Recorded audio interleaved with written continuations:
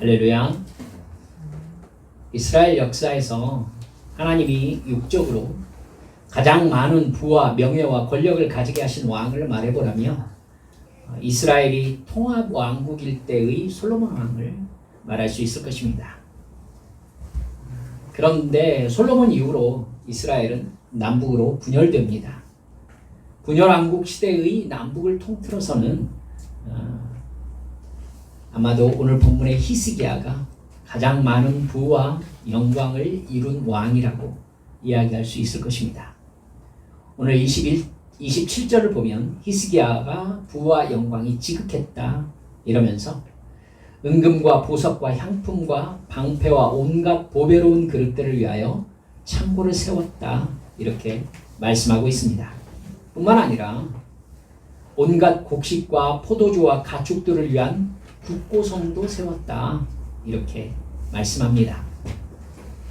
뿐만 아니라 히스기야는 물이 솟지 않는 예루살렘 성 안으로 기온 샘물을 끌어들이는 공사를 합니다.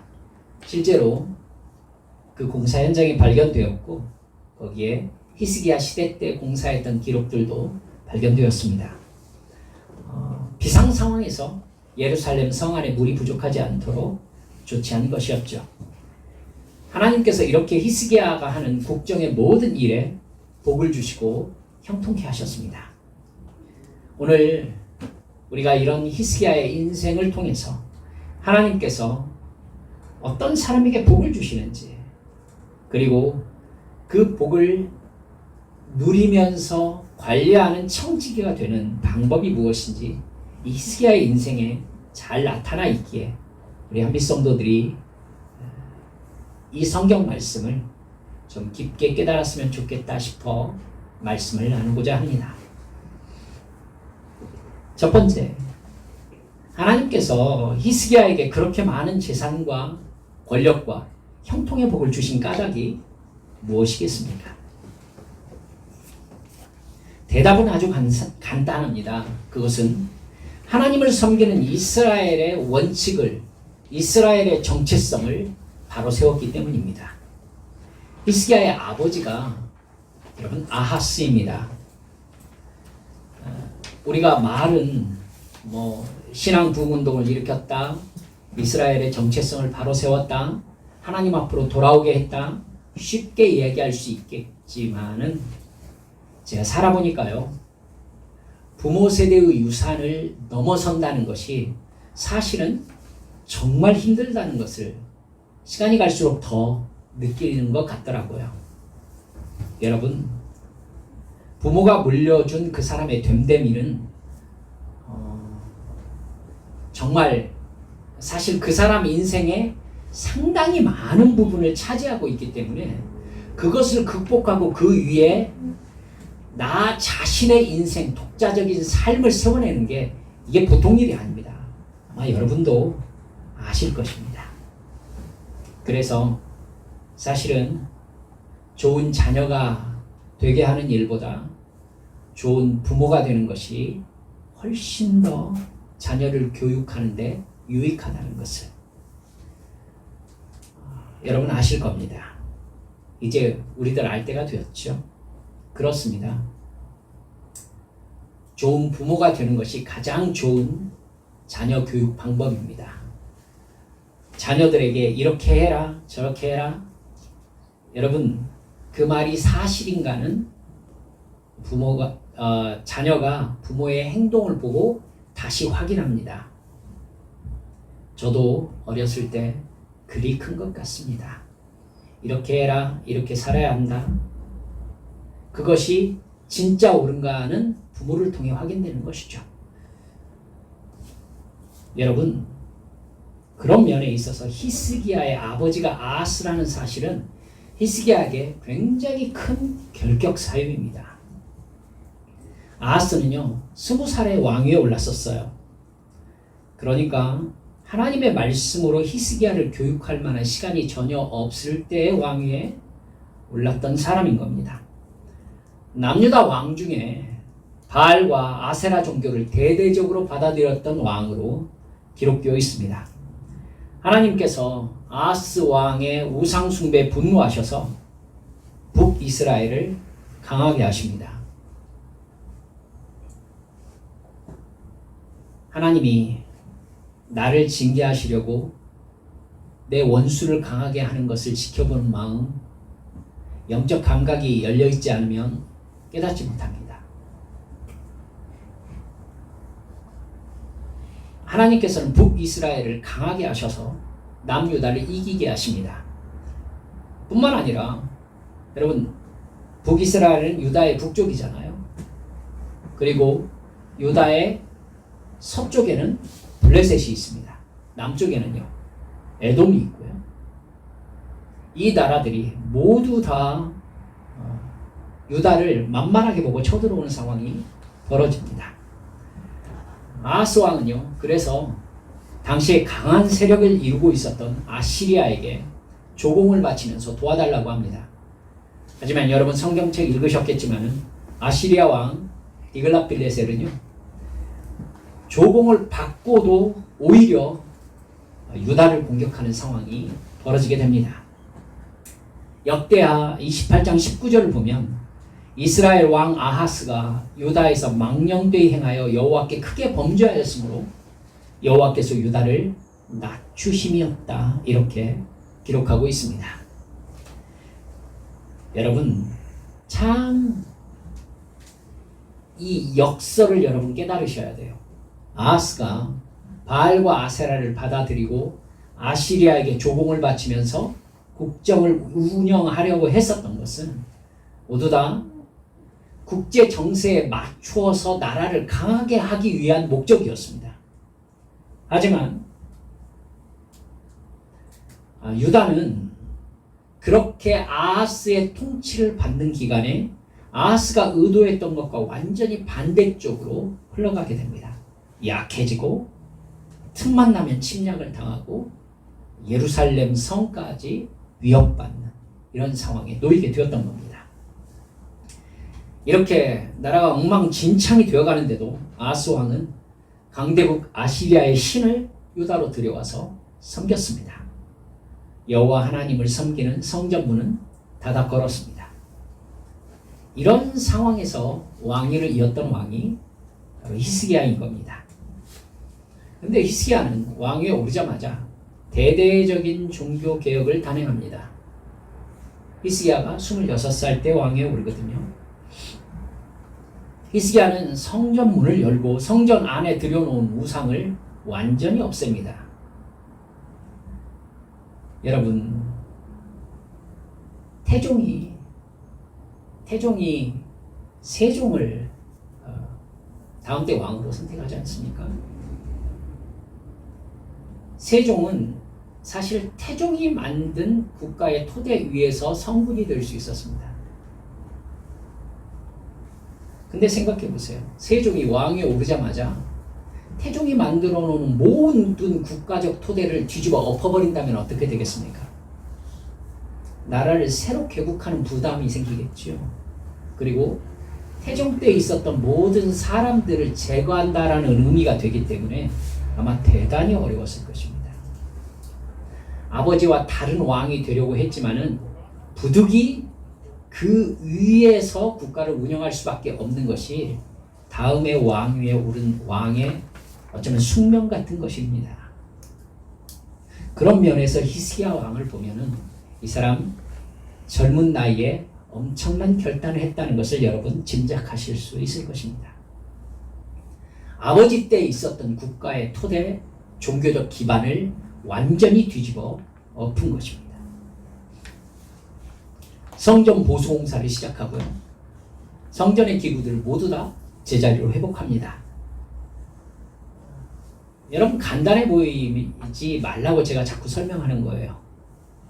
이 일에는 이전의 시스템 안에서 일했던 사람들이 있다고요. 시스템을 엎는 것이 문제가 아니라 그 사람들을 정리하는 것이 문제예요. 사람의 문제니까 나라를 다스린다는 것은. 그러니까 히스기야는요, 아버지 때에 우상을 기반으로 한 나라 시스템을 모두 다 갈아엎으면서 그 우상을 기반으로 했던 시대의 사람들을 쫓아냈다는 뜻이 되는 겁니다. 이러니까 히스기야가 엄청난 일을 했다라고 생각이 되는 것입니다. 성전 보수공사를 아주 강력하게 추진합니다. 그렇게 성전 보수공사를 마무리한 후에 히스기야는 유다의 모든 귀족들을 모이게 합니다. 그리고 온 이스라엘을 위해서 속죄의 제물을 드리는 제사를 하나님께 드리기 시작합니다. 여러분, 속죄 제물이 뭐죠? 지금 히스기야는 뭘 선택하고 있느냐면 아하스 시대의 모든 유산을 회개라는 이름으로 정리해버리는 것입니다. 지금 회개하고 있는 거예요. 그때는 죄인들이었다, 우리가 죄악에 머물러 있었다라고 얘기하고 있는 거예요. 피를 제단에 뿌리고 번제를 회복시킵니다. 자기가 먼저 하나님께 그렇게 제사를 드린 다음에 모든 유다 국민들에게 하나님께 번제를 드리라고 공포합니다. 뿌리부터 완전히 뒤집어서 종교개혁을 이룬 것입니다. 히스기야는 그것으로 만족하지 않습니다. 온 이스라엘에 사람을 보내서 예루살렘 성전에서 유월절을 지킨다고 발표합니다. 이 유월절 절기는 원래 일주일이잖아요. 한 주 더해서 14일간 지켜졌습니다.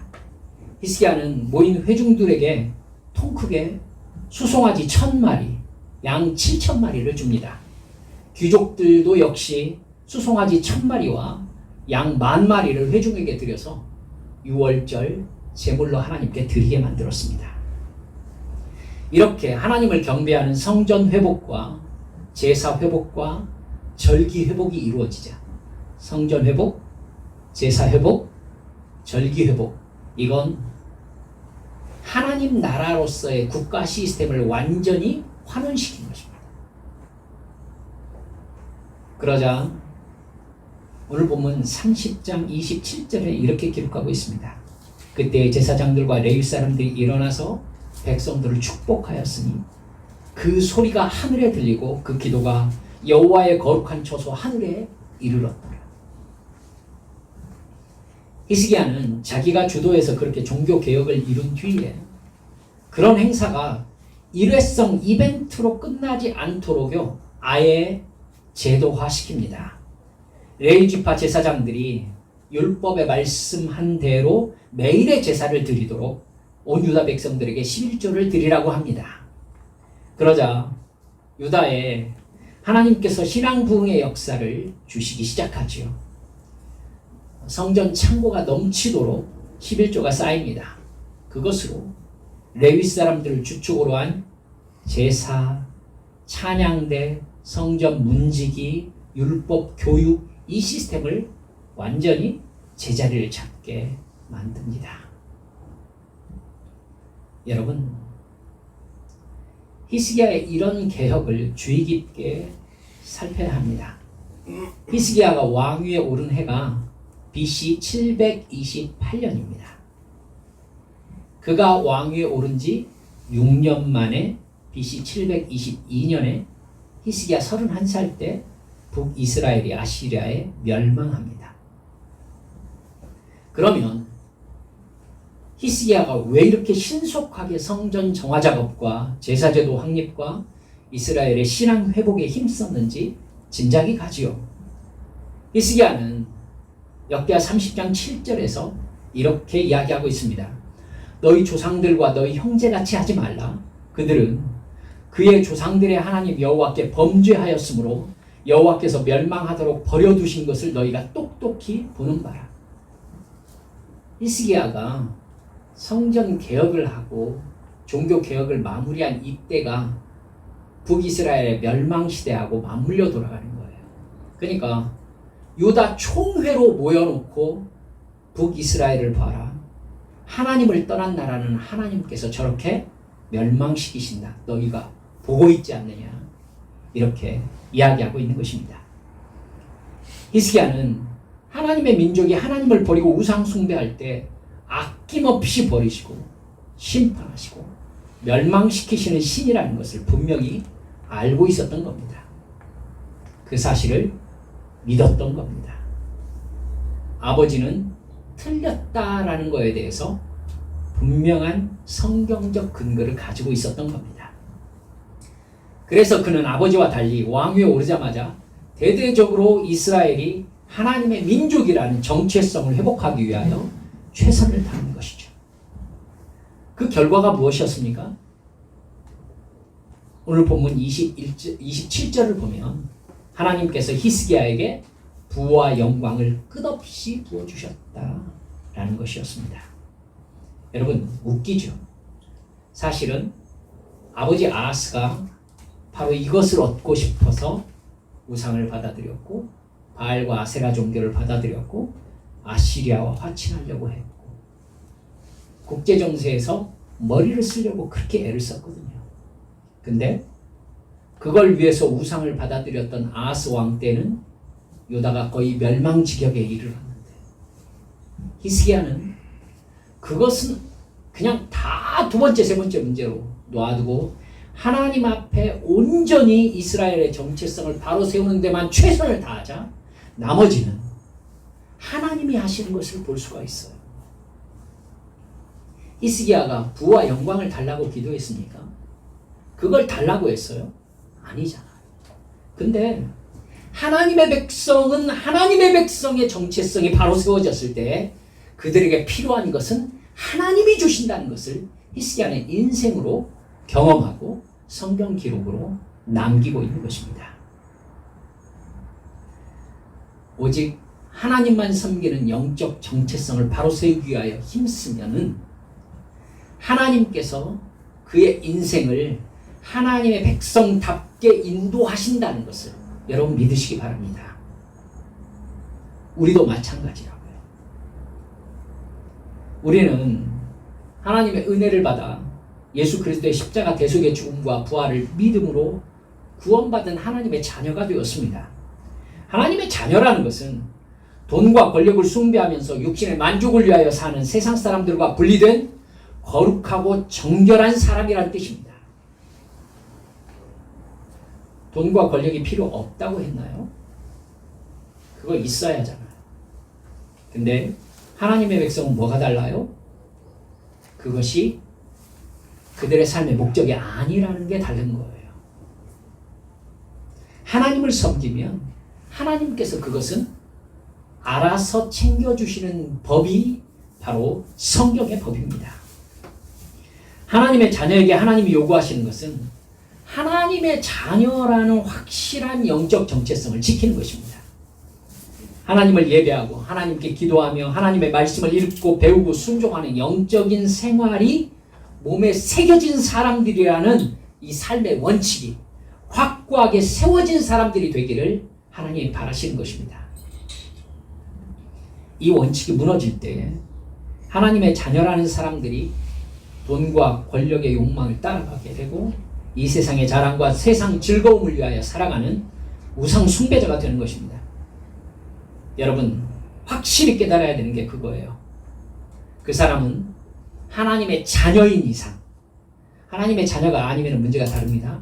하나님의 자녀인 이상 세상 권력과 세상 돈과 세상 자랑을 쫓아가면서 그게 인생의 목적인 하나님의 자녀는 반드시 망합니다. 다시 말씀드릴게요.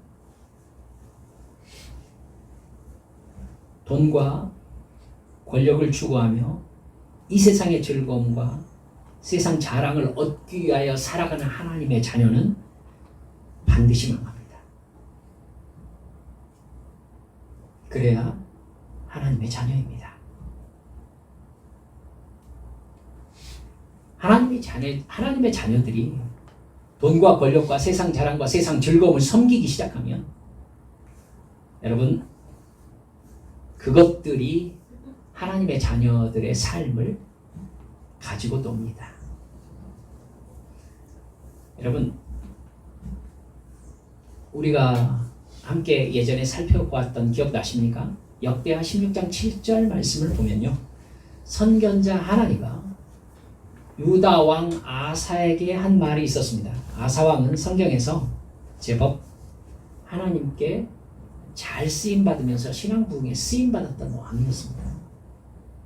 여러분 근데 그 엄청난 군대를 하나님을 의지해서 물리치고 나서 나중에 전쟁에서 아사가 이상한 행동을 한 것을 여러분 볼 수 있지요. 하나님께 의지하지 않고 다른 나라에게 지원 요청을 하는 걸 볼 수 있습니다. 그러자 선견자 하나니가 아사 왕을 찾아가잖아요. 이렇게 얘기합니다. 왕이 아람 왕을 의지하고 왕의 하나님 여호와를 의지하지 아니하였으므로 아람 왕의 군대가 왕의 손에서 벗어났나이다. 이건 제가 구약에서 가장 중요한 말씀 중에 하나로 제 가슴속에 새기고 있는 말입니다. 여러분, 하나님에게 적용되는 하나님의 원칙이기 때문이에요. 우리가 하나님을 의지하지 않고 돈과 권력을 의지하면 돈과 권력이 나의 지배를 벗어납니다. 그래서 나를 지배하기 시작합니다. 나의 인생을, 하나님의 자녀니까 그래요. 나의 인생을 괴롭히기 시작해요. 히스기야의 아버지 아하스가 돈과 권력을 얻으려고 하나님을 버리고 아시리아의 우상을 섬기자 돈과 권력이 주어진 것이 아니라 아시리아가 아하스를 지배하고 괴롭히기 시작하는 것을 여러분 생각하셔야 됩니다. 돈과 권력을 위해서 신앙을 버리면 돈과 권력이 나의 것이 되는 것이 아니라 내가 돈과 권력의 노예가 되는 것입니다. 히스기야가 하나님만을 섬기는 영적 정체성을 바로 세우자 하나님이 히스기야에게 복으로 돈과 권력을 주십니다. 이 영적 원칙을 히스기야는 정확하게 알고 있었던 겁니다. 성경이 일관되게 말씀하시는 것은 우리가 하나님께 돌아가면 하나님께서 우리에게 돌아오신다라는 것입니다. 여러분,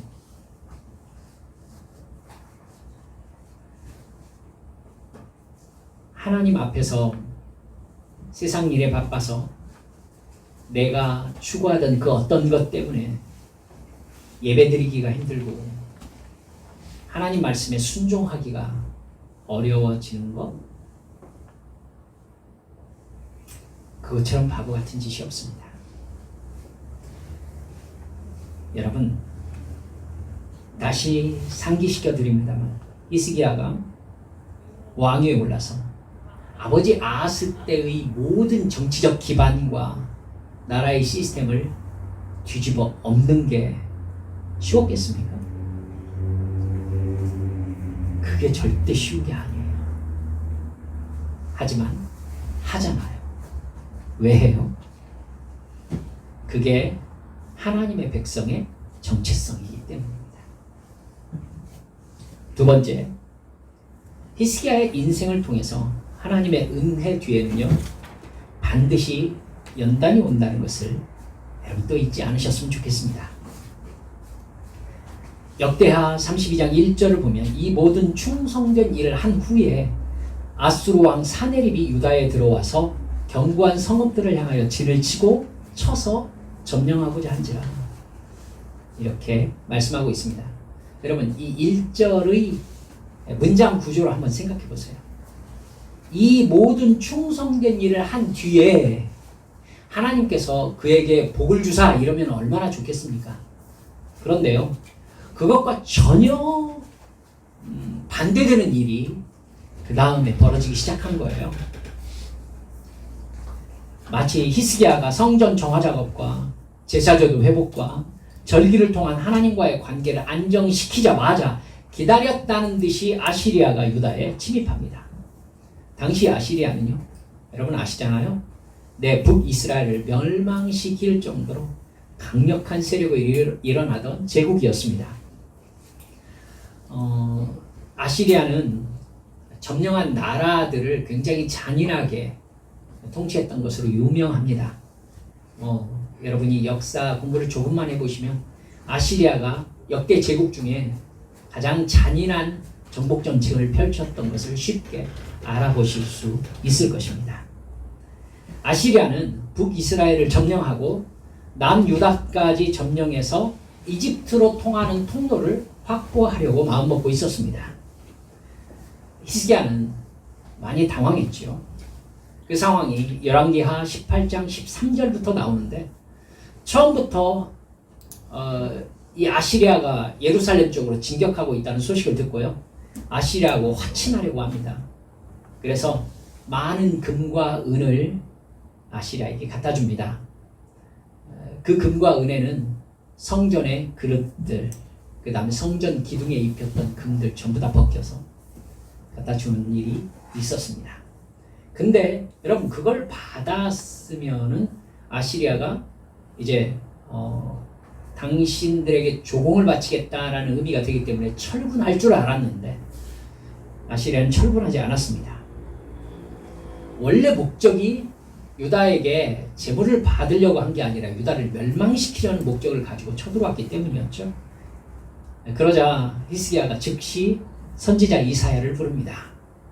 하나님께 기도하게 하고 자기도 하나님의 전에 들어가서 간절히 부르죠. 기도합니다. 그러자 여러분 성경에 기록되어 있잖아요. 유명한 사건입니다. 하나님께서 천사를 보내셔서 아시리아 군대 18만 5천 명의 생명을 하룻밤에 거두어 가십니다. 사내립은 정말 초라하게 니느웨로 돌아갑니다. 그런데 자기 신전에서 제사 드리다가 친아들 둘에게 사내립이 살해당합니다. 여러분 우리가 알아야 될 게 이 앞뒤 상황입니다. 하나님께서 우리에게 성령 충만함을 주셔서 하나님을 향한 첫사랑을 부어주시는 때가 있어요. 여러분 이 부분을 깊게 이해하셔야 되기 때문에 집중해서 들어주시기 바랍니다. 하나님께서 우리에게 첫사랑을 부어주셔서 하나님을 향한 우리의 태도를 올바로 세워주시는 때가 있어요. 자, 히스기야가 어떤 개혁을 일으켰는지 한번 다시 생각해 보세요. 히스기야가 온 유다에 회개를 선포하고 신앙을 회복하고 영적 정체성을 바로 세우는 일을 한 것이 히스기야의 선함과 히스기야의 열정이다 라고만 생각하시면은 여러분 너무나 가볍게 표피만 보는 것입니다. 과정을 여러분께 설명드렸지만 히스기야는 마치 하나님께서 복을 주실 만한 기초를 너무나 잘 알고 있다는 듯이 차례대로 성전 정화운동, 제사회복, 율법 교육 이걸 완전히 회복시키면서 이스라엘의 영적 정체성을 회복시킵니다. 여러분 이게 히스기야의 지혜였겠어요? 하나님께서 히스기야에게 은혜를 베푸시고 히스기야는 하나님의 강권하심에 순종하는 사람이었던 겁니다. 즉 사실은 히스기야를 냉정하게 칭찬하자면 히스기야가 영적으로 깨어있는 사람이었다. 여러분 깨어있는 히스기야에게 하나님께서 성령의 지혜를 주셔서 어떻게 하면 국가 시스템을 하나님의 백성으로 회복시킬 것인지에 대해서 하나님께서 일일이 깨닫게 하시고 지혜를 주셨던 것입니다. 히스기야가 하나님의 강권하심에 순종한 신앙 부흥운동이었던 것이죠. 본질적으로 하나님이 하신 일이라는 뜻입니다. 그렇게 하나님이 강력하게 역사하셔서 영적인 회복이 일어나고 그 회복의 결과 하나님이 주신 복을 누리게 되면 여러분 그 일에 부름받은 하나님의 자녀들은요 하나님이 어떤 신이신지 자기는 어떤 존재인지를 깊이 깨닫게 됩니다. 아, 하나님을 섬기는 게 이렇게 한다는 거구나. 하나님의 뜻대로 순종한다는 것이 이런 거구나 라는 걸 이제 깊이 깨닫는 것이죠. 바로 그때 하나님께서 어떻게 하십니까? 알았지? 그렇게 영적 정체성이 회복되고 영적인 원칙을 지키며 순종할 때에 나는 분명히 너를 지킨다. 그리고 분명히 너의 필요를 내가 채울 것이다. 이렇게 증거를 보여주시면서 깨닫게 하시는 거예요. 여러분 여기까지를 저는 굳이 뭐라고 할 거냐면 은혜라고 할 거예요. 은혜. 이게 은혜예요. 하나님이 은혜를 주신 다음에 있는 일이 무엇입니까? 알고 계시죠? 하나님이 은혜를 주시면 그 은혜가 내 것이 되어야 해요. 은혜를 내 것이 되게 하는 것이 무엇입니까? 은혜를 내 것이 되게 하는 게 뭐죠? 믿음입니다. 하나님께서는 은혜를 베푸시고 나는 그 은혜를 믿습니다. 그러므로 하나님의 은혜를 내 것으로 누립니다. 이게 영적 시스템이죠. 자, 하나님께서 은혜를 베푸시면 하나님은 반드시 그 은혜가 내 것이 되게 하는 시험을 진행하십니다. 믿음을 시험하시는 것이죠. 하나님께서 내가 정말 그렇게 깨달은 대로 순종하는지를 시험하시려고 반드시 그 다음에 내 삶을, 내 믿음을 흔드십니다. 그러니까 여러분 그냥 자연스럽게 이해하고 계세요. 하나님께서 내게 깨달음을 주시고 은혜를 주셨다. 그 다음에는 이 하나님의 은혜를 내 것으로 삼게 하시기 위하여 내 삶을 흔드시겠구나. 이제 되었나 싶을 때에 아시리아가 유다에 침입하는 것입니다.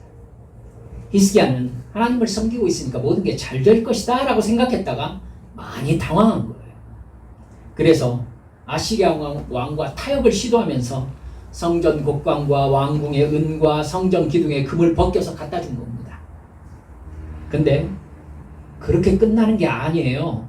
하나님께서 목적하신 게 그게 아니었기 때문에. 그러자 히스기야가 하나님 앞에 간절히 기도하면서 온전히 하나님만 의지하기 시작합니다. 그러자 하나님께서 그 기도를 들으시고 아시리아를 하나님의 힘으로 물리치고 유다를 구원하신 것입니다.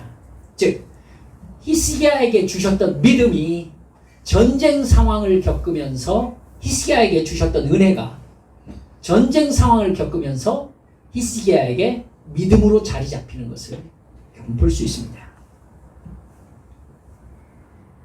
이 상황과 오늘 본문 31절의 상황을 비교해 보세요. 그러면 하나님께서 어떻게 흔드시는지에 대해서 아주 중요한 교훈을 발견할 수 있습니다. 히스기야가 부와 영광이 엄청나게 주어지고 아시리아도 물리치고 난 후에 하나님께서 그를 죽을 병으로 치셨던 적이 있었습니다. 여러분 아시죠? 히스기야가 이사야 선지자를 하나님이 보내셔서 너 집 정리해라, 죽을 것이다 이렇게 말한 적이 있었죠. 그 이유에 대해서 성경이 정확하게 어떤 이유였다라고는 말하고 있지 않습니다.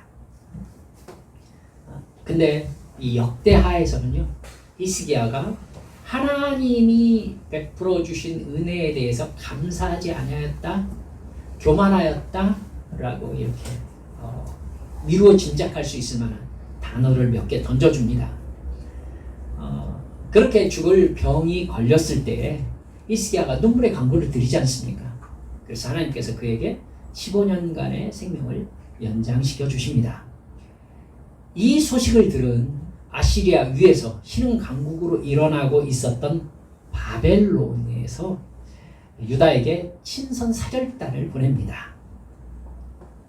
여러분, 유다는 작은 나라였음에도 불구하고 부와 영광이 굉장히 강했고 군사력도 강했고, 근데 히스기야가 죽을 병에 들었다가 다시 나았다는 소식까지 들리니까 바벨론에서 기회를 타가지고 유다를 엿보고 싶은 마음이 있었던 것 같습니다.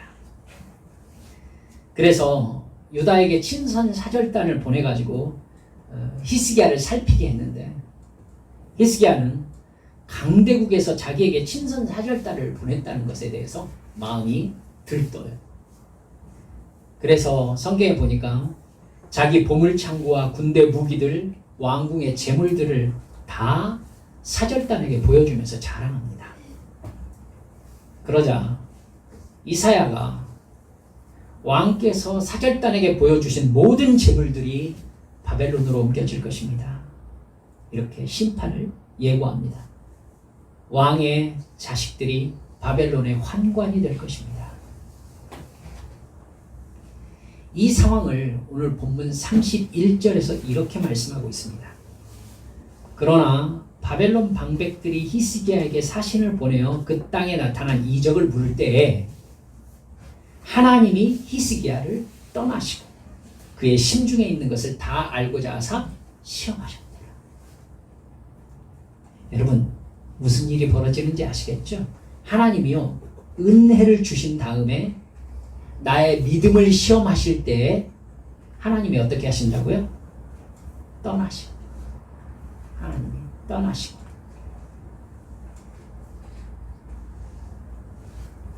나에게 전적인 은혜를 부어주셔서 하나님의 존재와 사랑과 능력을 알려주시는 사건이 경험되고 나면 하나님은 내가 정말 하나님을 진정으로 믿는지 반드시 시험하십니다. 하나님이 히스기야의 신앙 부흥 운동을 도우시고 형통하게 하신 후에 히스기야가 정말로 하나님을 믿는지 시험하시려고 아시리아의 침입을 받게 하셨지 않습니까? 그때 히스기야는 처음에는 흔들렸지만 온전히 하나님만 바라보고 의지하고 기도함으로써 그 시험을 이겨냈습니다. 고통 속에서도 하나님을 향해 믿음으로 반응하는데 성공했던 거예요. 그렇게 믿음으로 반응을 해야 할 때 여러분 경험하셨을 거예요. 하나님은 그 사람에게 강권적인 감동을 주시지 않습니다. 기억하세요. 하나님께서 제게 은혜를 주시고 그 다음에 그 은혜가 네 것이 되는지 내가 흔들어 보리라 하면서 믿음의 시험을 주실 때 하나님은 나에게 성령의 강권하심을 주시지 않습니다. 그래서 많은 사람들이 하나님이 복을 주시고 은혜를 주셨다라고 생각했는데 닥치는 시험 때문에 당황합니다. 그래서 그 순간 흔들리고 겁을 내고 괴로워합니다. 성경의 그 갈등의 과정이 굉장히 잘 나타나 있습니다. 출애굽 1세대는 그 상황에서 어떻게 하죠? 이집트로 돌아가자 이렇게 얘기합니다. 히스기야의 아버지 아하스는요, 하나님을 버립니다. 근데 히스기야는 자기가 정말로 하나님을 믿고 있음을 증명합니다. 그러자 하나님께서 천사를 보내서 히스기야와 유다를 구원하셨던 거예요. 근데 여러분 오늘 본문 31절을 보면요, 하나님께서 믿음을 시험하시는 방법은 어려운 고통뿐만이 아니라는 것을 여러분 알 수 있습니다. 히스기야가 돈과 권력과 형통을 얻었을 때에도 믿음을 지키는지를 시험하셨습니다. 바벨론의 사절단이 왔을 때가 바로 그때입니다. 근데 히스기야는 그들 앞에서 자기의 권능과 능력 자랑합니다. 자기가 가진 모든 것이 사실은 하나님께서 주신 것이죠. 근데 왜 자기가 위대한 왕인 것처럼 자랑합니까? 이때도 본문에 하나님이 어떻게 하셨다고 나오죠? 하나님이 히스기야를 떠나시고 그의 마음이 정말로 하나님을 믿고 섬기는지 확인하셨다, 이렇게 나오고 있습니다. 그 시험에 히스기야는 불합격합니다. 말씀을 맺고자 합니다. 하나님은 나에게 강권하시는 은혜를 주심으로 하나님의 사랑을 증명하십니다. 그 첫사랑 속에 있을 때에는 아직 어린 믿음이라는 것을 잊지 마셔야 합니다. 히스기야 26살 때 있었던 신앙 부흥운동의 역사들, 히스기야가 위대한 왕이기 때문에 그런 게 아니에요. 하나님께서 그에게 강권하시는 은혜를 주셔서 남유다를 하나님께서 일으키신 것입니다. 그때는 은혜에 사로잡혀 있는 때예요. 하나님은 반드시 그 상태에서 그가 정말로 하나님만을 믿고 사랑하고 의지하는지를 시험하십니다. 하나님의 은혜는 그 믿음의 시험을 통해서 비로소 나의 것이 됩니다. 그래서 하나님은 은혜를 주시고 고통과 어려움 속에서 내가 하나님을 끝까지 믿는지를 확인하시는 겁니다. 뿐만 아니라 형통케 하시고 돈과 권력을 주어서 가진 자가 되었을 때에도 끝까지 믿음의 약속을 지키는지를 확인하십니다. 돈 앞에서, 권력과 명예와 세상 자랑 앞에서 내가 어떤 반응을 보이는지를 시험하시는 것이죠. 바로 그때에 내가 하나님이 주신 은혜를 내 것으로 누릴 만한 믿음이 있는 사람인지가 하나님 앞에 드러나는 것입니다. 그러니까 여러분, 잘 될 때에 자기 만족과 자랑에 빠져서 하나님과의 약속을 깨뜨리는 사람이 얼마나 어리석은지를 알 수 있습니다. 하나님은 그 시험을 통해서 진짜 그 복이 네 것이 될 수 있는지를 내가 확인해 보겠다, 이렇게 하신 거거든요. 그러니까 하나님께서 어려움을 벗어나게 하셔서 복을 누리게 하실 때 태도가 바뀌는 사람은 하나님께서 어떻게 판정하시겠어요? 너에게 준 복이 너에게 영적 유익이 되지 못하는구나. 그러면 그것은 곧 내 것이 아니게 됩니다, 여러분.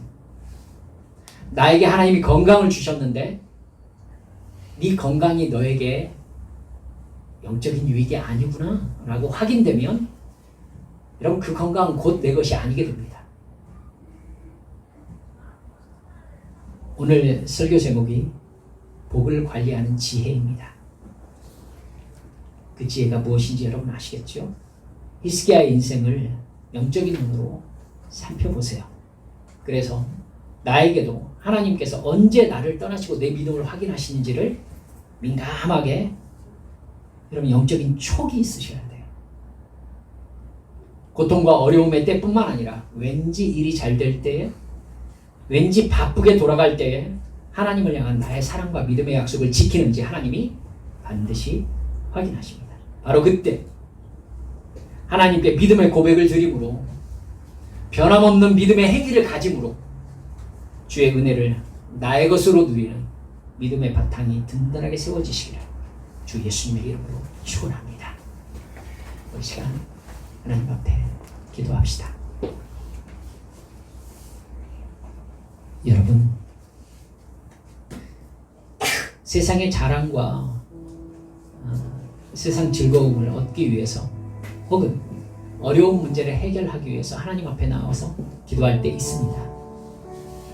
그럼 그때 하나님께서 우리의 기도를 들어주세요.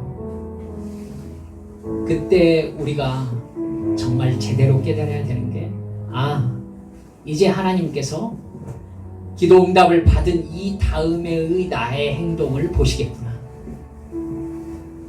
이렇게 영적으로 깨달음이 있어야 정말 하나님의 자녀로 성숙해가는 것입니다. 기도응답 받았네 하면서 그 안에서 세상 즐거움과 세상 자랑을 향해 나가버리면, 얘야, 그건 오히려 내가 너에게 안준만 못하는 것 아니니 상황이 이렇게 흘러가 버리는 것입니다. 이 시간 주님 앞에 회개합시다. 주님께서 기도응답 주시면은 저는 영적으로 느슨해지고 기도 별로 안 하고 예배 드리지 않고, 사랑하는 여러분들, 그러니까 하나님께서 지속적인 어려움을 주셔서라도 하나님께 매달려 있게 하시는 거예요. 그런 식으로만 하나님을 깨닫고 나면은 얼마나 좀 불쌍하게 예수 믿는 겁니까? 그렇죠? 하나님이 안심하시고 나에게 돈과 권력과 이 세상에 그 무엇을 주셨을 때, 주님, 이거 주님께서 주셨죠? 제가 이거 어떻게 쓰는지 하나님 한번 보세요 하면서 하나님께 드리고 하나님의 사명을 감당하는 사람이 되는 것, 얼마나 멋쟁이입니까? 주여, 그렇게 내 믿음 성숙시켜 주시라고 이 시간 주님 앞에 함께 회개하며 결단의 기도를 올려드리겠습니다. 기도합시다.